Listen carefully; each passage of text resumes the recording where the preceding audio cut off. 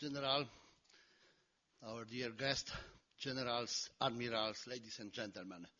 There are many important events taking place at the National Defense University, but it's not an empty slogan to say that today event is one of the most important.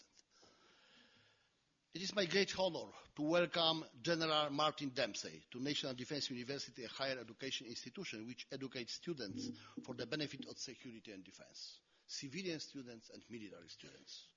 Let me remind that on the 6th of June, we hosted at the NDU Warsaw the NATO Secretary General Anders Fogh Rasmussen. This is why I said at the beginning that we are happy and we have good time this year. Today, some weeks ago, we had a lecture and debate about the strong Europe for a strong NATO. And now, the Chairman, Joint Chief of Staff of United States, going to share with us his observations regarding the current security challenges from the perspective of the United States. Sir, we have the honor to have here not only the faculty members and students of our academy, but also the generals, commanding officers from all the services of the Polish Armed Forces, the representative of the General Staff, the experts from the National Security Bureau who are going to listen to your speech. The lecture is also attended by the representatives of the world of science and the representatives of higher military education institutions of Poland. I would like to welcome warmly everybody, but especially Mr. Zbigniew Włosowicz, Deputy Chief National Security Bureau. Welcome. Yes. And Lieutenant General Mieczysław Gocuł, Chief of the General Staff of the Polish Armed Forces, the first soldier of Poland. I would like to very warmly to welcome all members of the U.S. delegation, especially Mr. Douglas Green, Charge d'Affaires of the U.S. Embassy, Lieutenant General Terry Wall, Chief J5, and Mr. Joseph Donovan, Foreign Policy Advisor. Dear guest, General Martin Dempsey serves as the 18th Chairman of the Joint Chief of Staff. In his capacity, he serves as the principal military advisor to the President, the Secretary of Defense, and the National Security Council. By law, he is the nation's highest-ranking military officer. Prior to becoming chairman, the general served as the Army's 37th Chief of Staff. Past assignments has taken him and his family across the globe during both peace and war, from platoon leader to combatant commander. He is 1974 graduate of the United States Military Academy and a career armor officer. General Dempsey's awards and decorations include the Defense Distinguished Service Medal with Oak Leaf Cluster, the Distinguished Service Medal with 3 Oak Leaf Clusters, and the Defense Superior Service Medal and the Legion of Merit with 2 Oak Leaf Clusters. The list of medals and many similar, very significant issues is very, very long. In addition to the master's degree in English, he holds master's degrees in military art and in national security studies.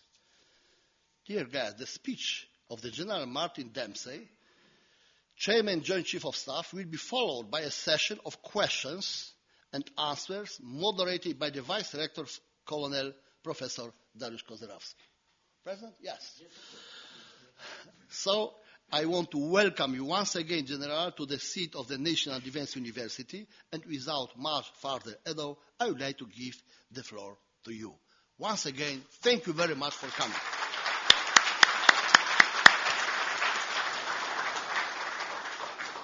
Well, thank you. My team and I are delighted to be here. In the spirit of the academic environment, I will tell you that I hope this is more a conversation than a lecture and a debate. A conversation among professionals, a conversation about common interests. And I describe part of my job is to be on a campaign of learning. And what I mean by that is I became chairman when I had 37 years in service. But it was an important part of being the chairman that I made a deliberate effort to continue to learn. In other words, I didn't decide that the first 37 years had necessarily prepared me for the responsibilities that I was about to undertake. And so I deliberately build into my calendar, my diary, my schedule, I deliberately build in opportunities to learn. You may remember in our history, there was a rather intelligent fellow named Albert Einstein. And Einstein had a phrase that suggested that if you have an enormously complex problem and you only have let's say you have to save the world and you only have an hour to do it, 60 minutes. He said you should spend 55 minutes of that hour understanding the problem and spend 5 minutes solving it. And I think we'll talk about the future security environment.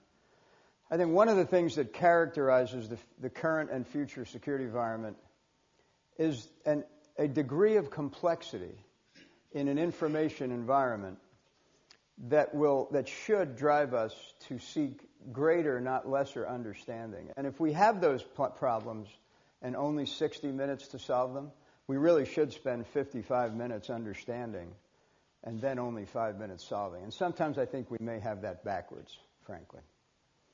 So a little bit of the personal background. I've served with members of the Polish Armed Forces many times in my career, and in every case, I've been impressed by the professionalism, the commitment to learning, the courage, and the perseverance. You know, there's some nations in the world, when they get knocked down, they stay down. And then there's other nations in the world, when they get knocked down, they get back up. And I like to think of our nation as one of those, and I absolutely know that your nation is one of those.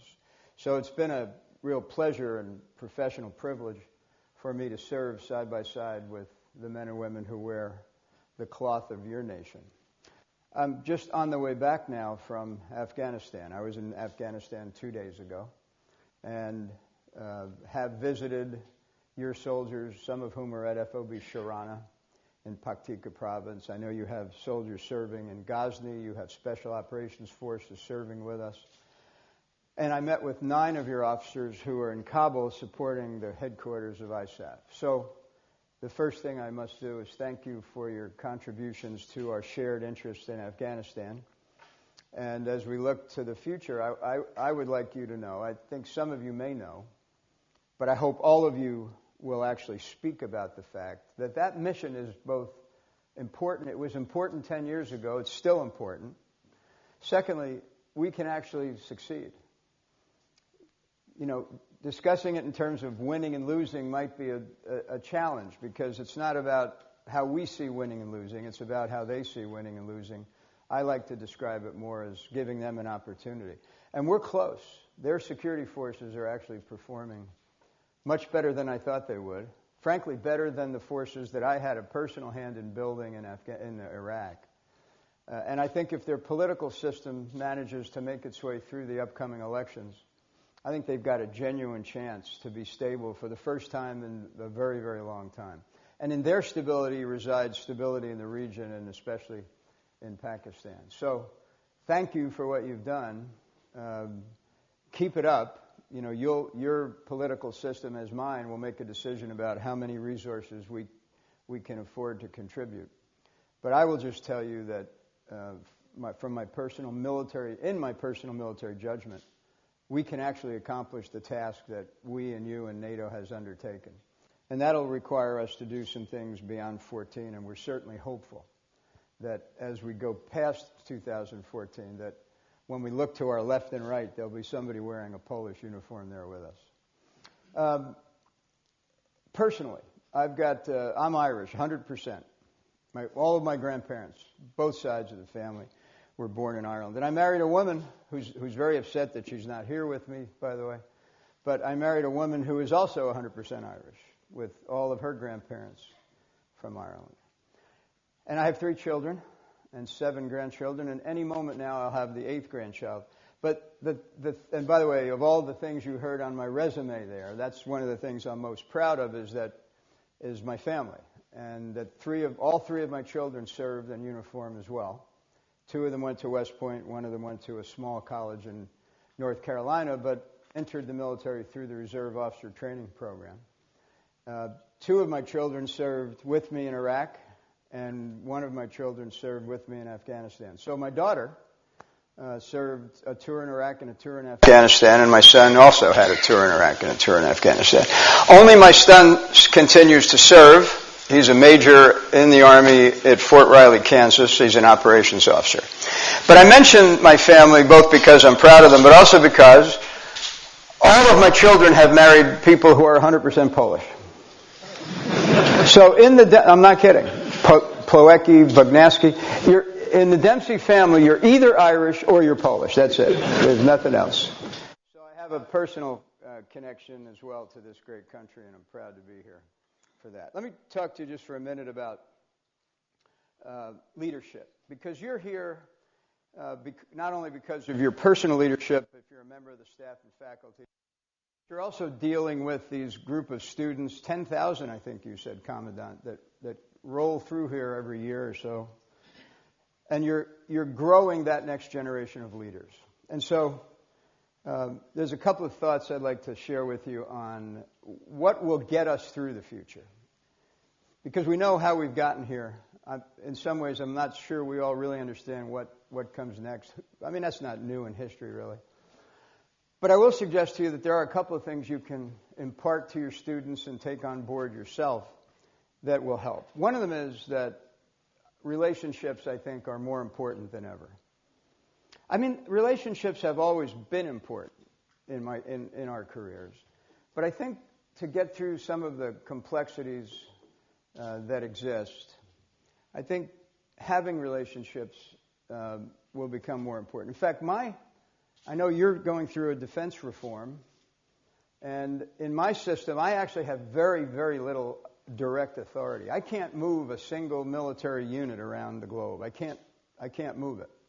That authority resides with the Secretary of Defense to our combatant commanders. I can sure influence it, and my influence is either effective or ineffective based on the relationship that I forge with the combatant commanders, with my Minister of Defense, with my President. And so, for a certainty, what allows me to be the chairman that I can be is relationships. So I work relationships hard. I mean, that's one of the reasons I'm here. I mean, your country's beautiful. I'm honored to be here to try your beer and your bison vodka and whatever else someone hands me. I am Irish, I mentioned that. But it's a beautiful country among many beautiful countries. But it's your people that I want to get to know. I want to get to know your national psychology, what it is, what concerns you, and where you see opportunities. And I want to get to know your Chief of Defense so that I can pick up the phone when the time comes and have a conversation with him that's not so that we have a common framework from which to begin when the challenges come toward us. So, as you think about what you're trying to convince your students as they pass through, I think convincing them that taking the time to manage, to develop relationships among themselves is time well spent. Secondly, the more senior we become, the more it's evident to me that our principal responsibility as senior leaders is managing transitions. We had a great conversation with the General Staff this morning about what's different in the way we wage war today. And I think the answer to that is it's decentralized. We don't have the days any longer where there was some field marshal sitting on a hilltop making every decision. In fact, field marshals don't make many decisions at all these days. The chairman of the Joint Chiefs doesn't make many decisions, really. The decisions are actually made at a lower and lower and lower echelon. In that environment, then, where the decision-making is decentralized, authority is decentralized, responsibility is decentralized, the primary responsibility of senior leaders now, I think, is in managing transitions. So what kind of transitions? We're always in transition. We're always in transformation too, by the way. I know you have a campaign of transformation, which makes this year just like last year and just like the year before that, and it'll be like next year and the year after that. We're always transforming. The United States Army doesn't look anything today like it looked 10 years ago. I mean, you can recognize the uniform. Well, maybe not. We've changed that twice. You can recognize the equipment. Well, maybe not, because we've issued MRAPs and unmanned aerial platforms and different command and control architectures. There's very few things that haven't changed, actually, over the last 10 years. And in that environment, we get through it, we take advantage of it, we succeed at it, if and only if senior leaders are managing the transition. Look at the way we rotate units in and out of the theater. And that transition, by the way, we all know this, you're always at greater risk in transition. So the most dangerous time for a unit in Afghanistan is in its first 90 days and in its last 90 days, or its first 30 days and its last 30 days, because the unit is in transition. I'd suggest to you that that's also true at the national level as we look at making changes to our structures, as we making personnel changes that always have an effect on the ability of the organization. And so if you combine those two things, building relationships and managing transitions, I think you begin to form a bit of an idea about who you need to be and who you need to help your students be as you look to the future. So let me talk about the security environment in that context, because it will be all about managing transitions, getting the armed forces, in my case of the United States, in your case of Poland, transitioning the force we have today into the force we need, and let's say notionally in 2020. So what are the changes that we can anticipate? Maybe before we start with changes, we ought to probably discuss what's not going to change. We are living in an environment where our political leaders feel safer than they've ever felt probably in their lives. Now, that may not be entirely true in your national psychology because of your history, but I can tell you that there is a theory out there, I'm talking about a global theory, that violence is at an evolutionary low. And it is, actually. There's no world war consuming great numbers of people. So the world is safer, in general, than it has been at any time in my lifetime. But paradoxically, it feels more dangerous. And it feels more dangerous because there's been a proliferation of technology, so that now we have kind of middleweight powers and organized criminals and terrorist organizations who have capabilities that in the past only existed among nation states.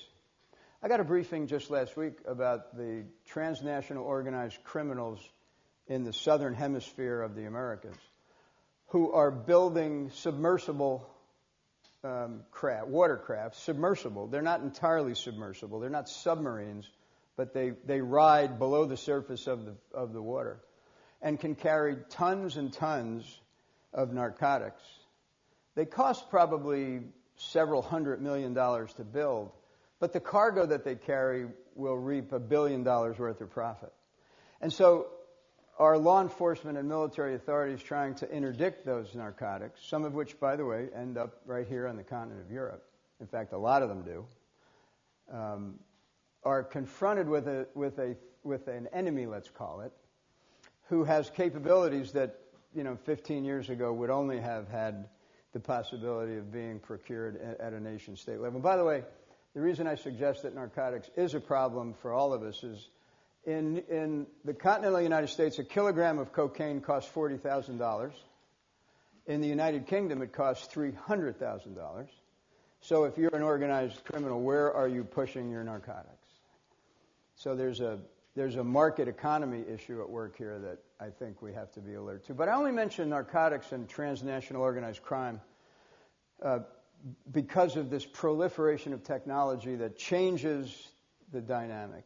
So what's not going to change? That technology will continue to proliferate. You'll find middleweight actors, international groups that have the ability to place your nation at risk. Not existentially, but it will place you at the risk of some kind of catastrophic, if you will, potentially mass casualty producing event. And that's why when people express to me that they'd rather not be involved in Afghanistan, or they'd rather not be involved in the Middle East, or they'd rather not, and they feel safer, I think it's our job not to alarm them, not to exaggerate, but really to educate on one of the persistent threats we'll face, and that is the threat of terrorism and organized crime that could have a very negative effect on the populations of our countries. What will change? I think ballistic missile technology, weapons of mass destruction, the effects of military operations in space, cyber, certainly cyber. Cyber is affecting us right now. In some cases, we just haven't admitted it. And those changes will require the senior leaders of your military to deliberately decide how they will react to that, whether the formations that you currently have are the appropriate formations for the future. Secondly, we in the United States, and I suspect you in Poland, are trying to make a decision about how much of the force will be organized, trained, and equipped for the defense of the homeland, your homeland, my homeland, and how much of it will be deployable and operational and mobile enough to contribute to coalitions that will form around various challenges around the world. That's a tough decision. It's a tough decision because there is a tendency in the world that feels safer to want to do less. I would suggest to you that it's one of our responsibilities to convince our political leaders that it's far better to fight an away game than it is a home game. You know, if you're a soccer player, a football player, you always like to play on your home pitch. But if you're in the military, you don't want to be playing the game on your home pitch. And we have to continue to remind our civilian leaders that in order to shape the future, you can't do it, generally speaking, from your home pitch. And you have to make a decision for your country what that means. And the last thing this is so obvious is that I'm almost embarrassed to suggest it, but I'll suggest it, and that is we're in a different fiscal environment, a different financial environment. No longer, even in my country, can I simply say I need the resources of this magnitude and expect to get it. I've got to make the case. And generally speaking, I'm not going to get what I asked for. Over the last 10 years, by the way, we've been enormously blessed by the support of the American people and the American Congress and have essentially had all the resources that we needed. Justifiably so, based on what they were asking us to do. That's no longer the case. Our economy has slowed down. Your economy has slowed down. And when economies slow down, generally speaking, one of the places where those who manage budgets go to find a little relief is into the defense budget. And remember now, if you knit the things together I've suggested, you can understand why. If the world does feel safer, and if these threats do feel more remote, and if there's a tendency not to want to do much as we're doing outside of your own borders, and you're having economic challenges, it's a natural tendency to look to the defense budget. I don't fight against it. I just try to be as unemotional and persuasive as I can be in describing the trade-offs, the risks, and the opportunities. And there are opportunities. We are actually using this financial crisis to find opportunities. There's a phrase that I read somewhere, never waste a crisis. And so we're trying to see where we can do things in a financial crisis mode that we may have never been able to do if we didn't have a crisis. I'll give you an example. Change the way we compensate our force. Change the number of bases we have. Shrink the size of the Pentagon. I know that's impossible, but maybe not. Maybe not in an era where we have to find the funding necessary to continue to train and maintain. We might actually be able to trim the Pentagon because of this financial crisis. And so we're trying not to waste that crisis. But if you piece it all together, I think that it's probably a more difficult, challenging time to serve than at any time in my 39 years. It's also a fact, I think, that you entered the service or you entered civilian service on behalf of your government because you wanted to make a difference. I think. I mean, look, we all joined for a different reason. But eventually, I think you decide to stay because you want to make a difference. Well, if you want to make a difference, you're serving at the right time. Because it seems to me that anybody could serve and serve reasonably well if you had all the resources you needed and all the political guidance and clarity you could possibly hope for. But you're not living in that time. You're living in a time of great uncertainty, great ambiguity, great fiscal challenge. And your ability to lead your country out of that and manage that transition will determine whether you remain the military you want to be in the future or not. I personally think we can do it. And that's why I'm here. That's why I make these visits. Not to see your beautiful countryside, but rather to learn about you and to let you have the opportunity to learn about me and about us. So in that spirit, I'd like to end the lecture part of this and transition into the discussion part. But just remember the following three things, if you would. Relationships, managing transitions, and what I've just been talking about I would describe as passionate curiosity. If you can leave your students with any particular trait when they leave your school, I would suggest to you that it should be passionate curiosity and a commitment to continuing to learn as they go through their careers.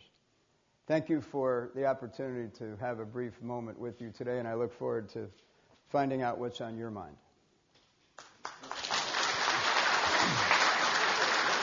I will moderate. Okay.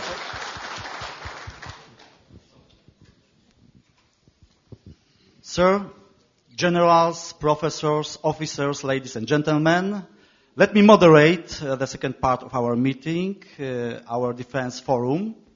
The rules will be very simple.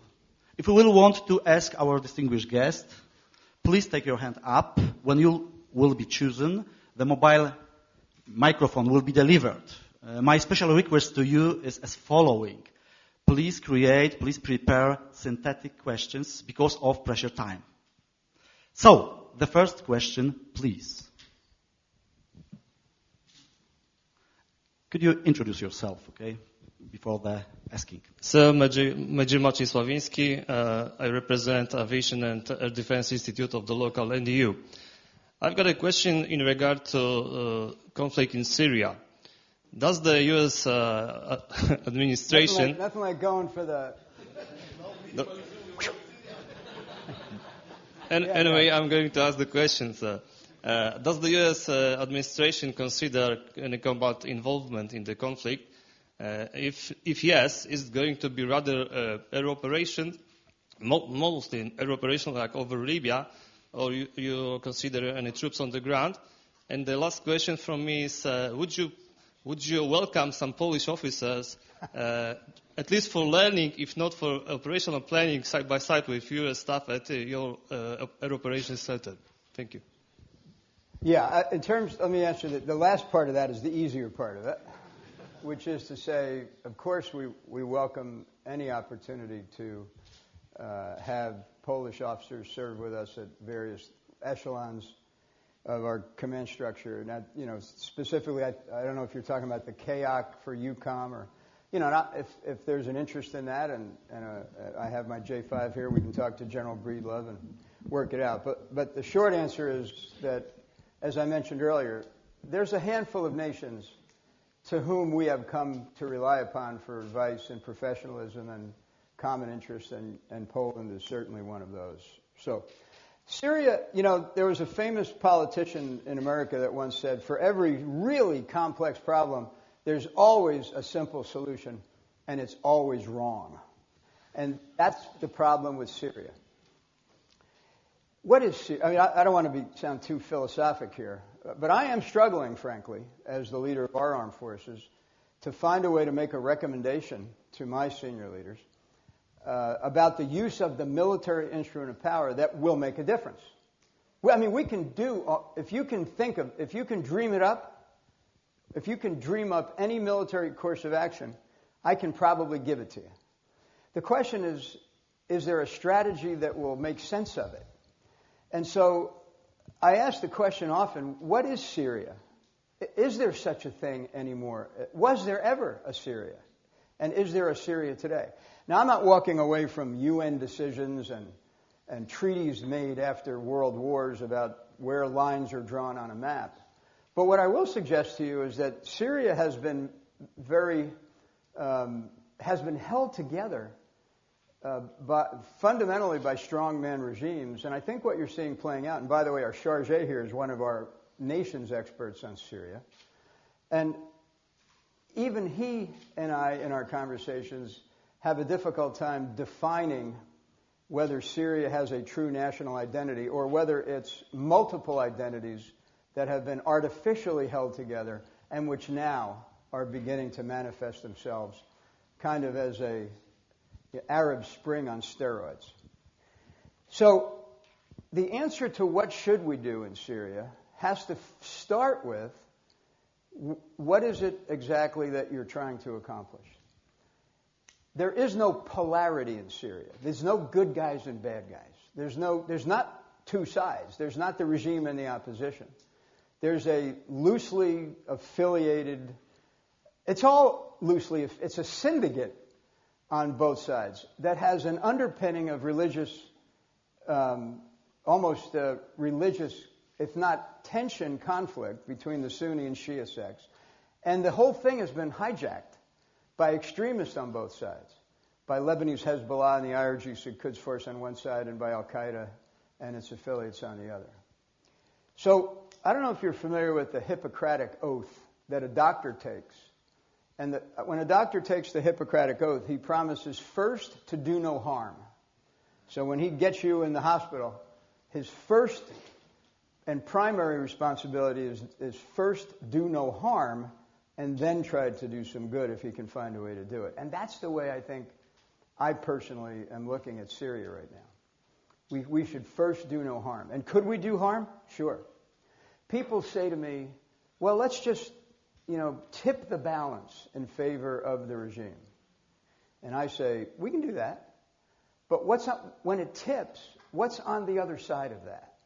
Is there somebody that will, I don't care who it is, but is there somebody who will be able to make sure that the institutions of state don't fail? That the people that are guarding the chemical sites, and there's probably 41 of them, are still going to be guarding the chemical weapons sites. That the acts of retribution and revenge won't happen. So let me end on the conversation of Syria because we could talk about this all day. It may be, by the way, indicative of some of the kind of challenges we'll face in the future. If you're asking me what do I think will happen in Syria, I actually have, this is part of my campaign of learning. My eyes were opened even a bit more yesterday by our chargé. It's very possible that what we'll see in Syria is 3 different conflicts. The first conflict, the one that we see today, which is inaccurately described as regime versus opposition.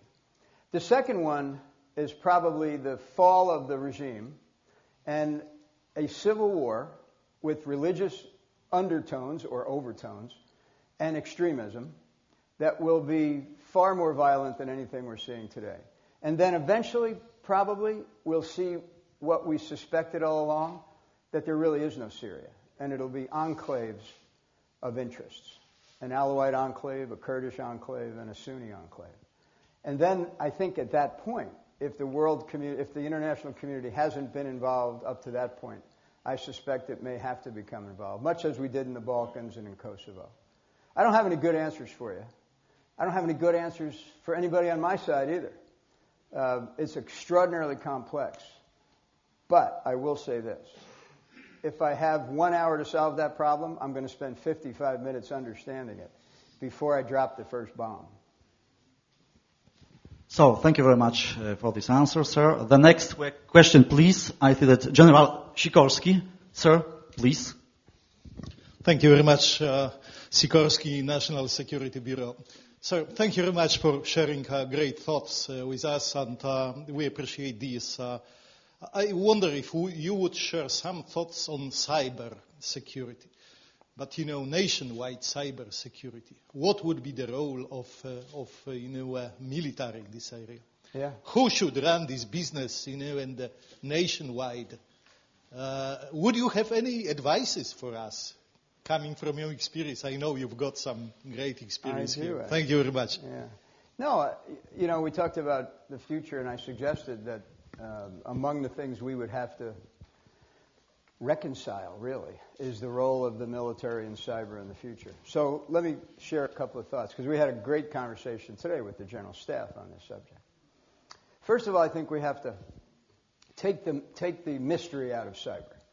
There's a part of our population and even a part of our government that sees cyber as somehow a mystery. It's not a mystery. It's a domain. Just like the air domain, the maritime domain, the land domain, and space. There's 5 domains: air, land, sea, space, and cyber. Cyber is a human enterprise.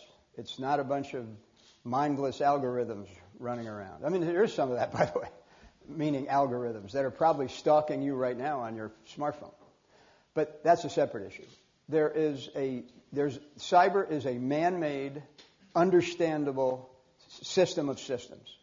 If it is, and I'm fairly certain I'm right about that, at least for today, then we solve it by approaching it as a man-made, understandable system. And therefore, military man would say that with any domain, we have 3 responsibilities: reconnaissance, defense, and offense. Now, I know that the word offense in cyber, we would say, has hair on it.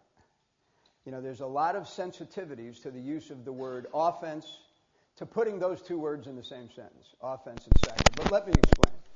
If I'm right, that we can approach cyber understandably as a traditional domain, to be addressed as a traditional domain, then someone has to be responsible for reconnaissance, someone has to be responsible for defense, and someone has to be responsible for offense when it becomes necessary.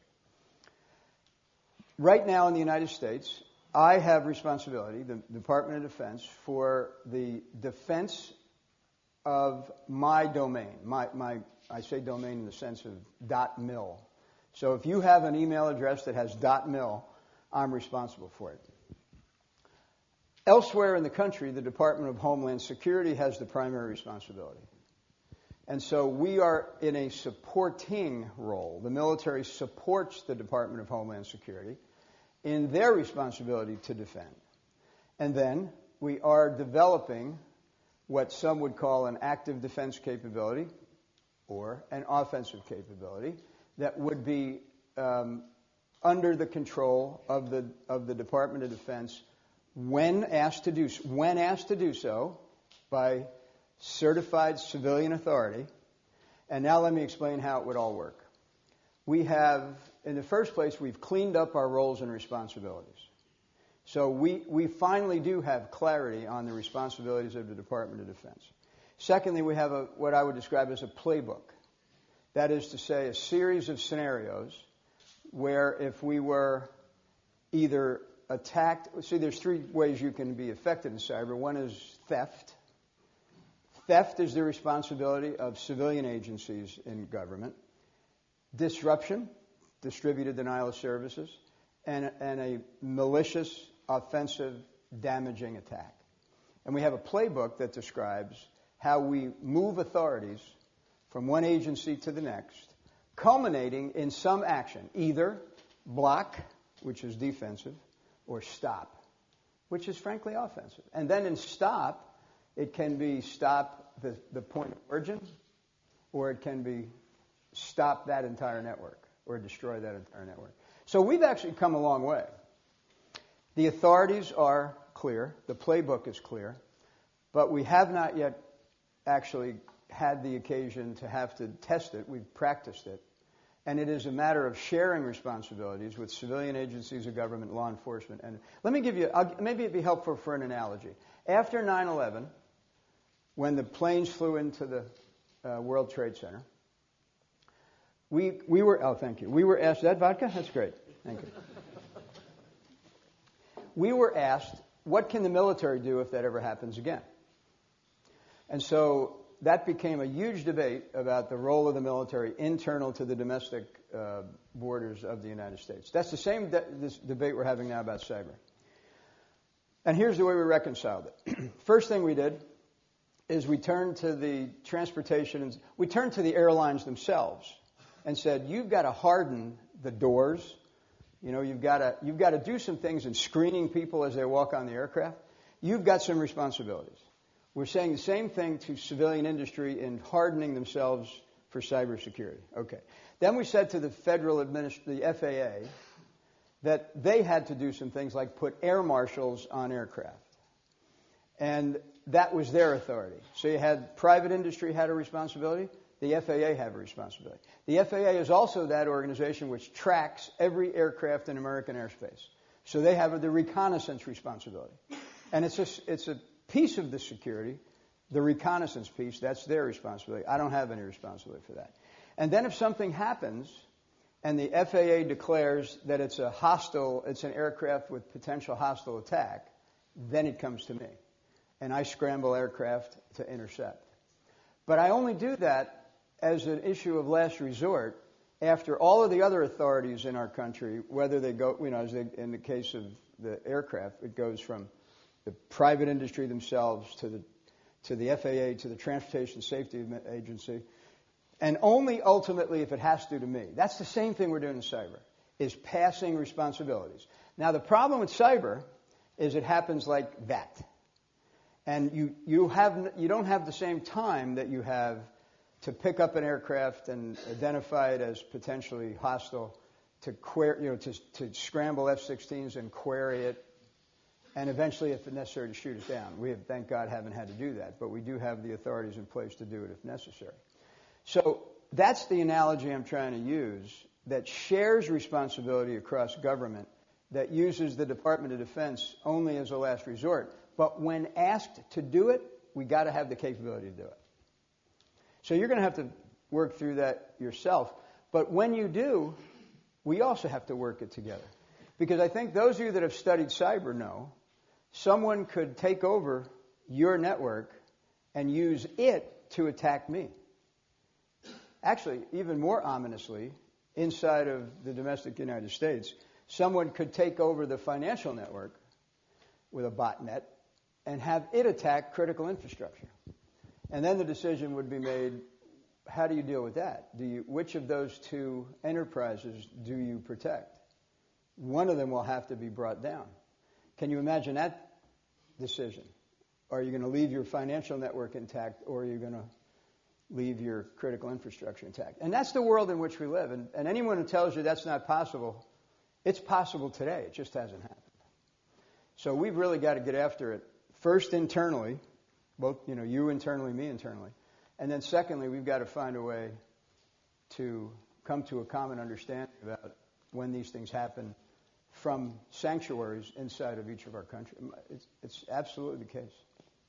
Yeah, I didn't mean to bang on, but that is extraordinarily important. Thank you, sir. The last question, please. I see that Colonel Mokrzycki will want to ask. You were the first. Please ask. Sir, my question is kind of tricky questions. I think maybe not difficult for you, but difficult to ask from my side. Mm-hmm. Seen in the past, we saw like a man and technology and authority in the war act. It was let's say a warrior who has a shield and sword and armor, and then he has authority like a king, and he has a license to kill. So we have the three factors: man, technology, and authority, right? Let's take now the situation in the current current years. Yeah. Last 10 years technology last 10 years in the United States experience from the last conflicts is like technology, it's drones, remote controlled, totally different. Man, one soldier on the front and 10 contractors supporting them, and authority is still the same, decision somewhere. My question is, that time it was pretty, I understand that time it was pretty easy to manage the situation. Now we have totally different way of conducting the war. Do you think, sir, that all those people who are behind the scene with the license to kill will have good or bad or any effect for the future conflicts? Technology, man, and authority. Yeah, I guess you're asking whether the idea of war waged remotely is as ethical as it may have been when a man confronted a man face to face. And I think that's actually a great question, and one that I think we as nations have an obligation to both understand and to address. I will tell you this. I presented a bayonet, essentially a K-bar. I don't know if you know what a K-bar is. It's a knife to my counterpart today, to the general. And I made mention of the fact that whether a warrior uses a knife or whether a warrior uses a remotely piloted aircraft. And by the way, it's important to note there is always a man in the loop. There's always a man in the loop. There are some who think that these things go out there and make their own decisions. And that's just not the case. There's a man in the loop at every level. But the point is, whether you use a knife or a remotely piloted aircraft with a Hellfire missile or a nuclear weapon, the legality and ethics are about the same. And if you go back to some of the philosophers of the past, Kant, for example, the standard for whether the use of force was justified in the law of armed conflict is fundamentally on three things: outcome, intentions, and behavior. So does the outcome justify the application of force? Is the intention to fundamentally, in the aggregate, do well, do good, as opposed to just dispense evil? And how are those that are dispensing violence, how are they behaving themselves? Are they behaving themselves honorably, using force proportionally, and using... Sorry? Asking for the uniform. Those times, all those people, they were wearing the uniform. Yeah, okay? still. Yeah, I mean, there's a lot of mythology out there about the drone campaign. The mythology is that it's all contractors, and it's not. I mean, I can assure you, most of them wear that uniform right there. Not most of them. Well, actually, most of them wear that uniform right there. There's some in the other services who also do that. The contractors are there for technical advice and maintenance. But the decisions are made by men and women who wear the uniform because that's who's responsible for managing violence on behalf of the nation. That's really the ethics of it. That's what makes us a profession, by the way. We're not a job. You are in a profession. You're not in an occupation. And you're in a profession because you sign up to lead an uncommon life. You sign up to live to a certain set of values, some of which are common in both of our countries, some of which might be slightly different, but a set of values. And you're accountable. And in a way that the civilian sector in its use of violence could never be accountable. So we're a profession only because we are given that responsibility to manage violence on behalf of the nation. And that is, again, whether it's a bayonet or a remotely piloted aircraft. Yeah. Okay. So, thank you very much. As I said, because of the time pressure, unfortunately, sir, we'll have to stop this part of this session. So, great thanks, sir, for the answer and presentation of your opinions directly based on your knowledge and especially experiences. Thanks a lot. And thank you very much for all of you, and especially for the interesting questions. And now I would like to ask Rector Commandant of National Defense University, General Pacek. Sir, the floor is yours. Thank you very much. Thank you, sir. Thank you.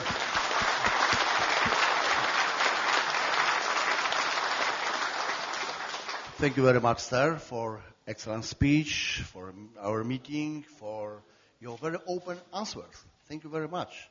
It's very significant for us to educate our students, and not only students, with the presence of people who really need security situation, defense situation sometimes. Thank you very much once again. And I would like to underline as a rector of NDU, You are an excellent professor. Thank you very much.